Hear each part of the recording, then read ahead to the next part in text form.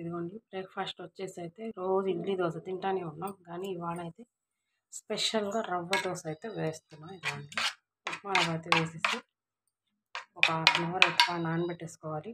అందులో జీలకర్ర, ఉల్లిపాయలు, పచ్చిమిర్చి వేసేసుకున్నాను. కాసేపు నానిపోయింది, ఉప్పు పసుపు వేసి కలిపి పెట్టుకున్నాం. ఇప్పుడైతే మనం దోశలు అయితే వేసేసుకుందాం. కడాయి తవ్వ కూడా రెడీ అయింది. నాన్ స్టిక్ తవ్వ హీట్ అయిపోయింది. మనమైతే దోశలు అయితే వేసేసుకున్నాం. ఇదిగోండి రవ్వ దోశ. దోశ అయితే వేసేసుకున్నాం. దోశ బ్యాటర్ అయితే నానిపోయింది బాగా.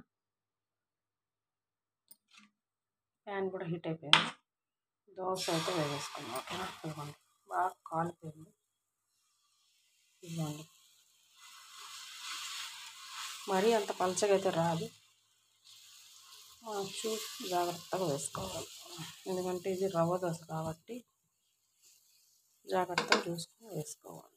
పచ్చిమిర్చి, ఆనియన్స్, జీరా, మనకు కావాల్సిన క్యారెట్ కూడా వేసుకోవచ్చు. అప్పుడప్పుడు ఇలా ఏం బ్రేక్ఫాస్ట్ లేనప్పుడు ఇంట్లో రవ్వ ఉంటే చాలు, మనం ఇన్స్టెంట్గా దోశ అయితే వేసేసుకొని తినచ్చు. ఓకేనా?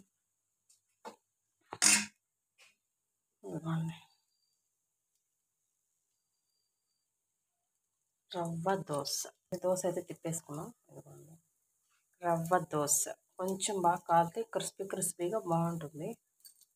ఎప్పుడు దోశ ఇడ్లీయే కాకుండా ఇప్పుడు వెరైటీస్గా చేసుకుంటే బాగుంటుంది. ఓకేనా? మీరేమనుకుంటున్నారు కామెంట్లో కామెంట్ అయితే చేయండి. ఆనియన్స్ అయితే రేట్ ఎక్కువ ఉన్నాయి కాబట్టి నేను ఒక ఆనియన్సే వేసాను.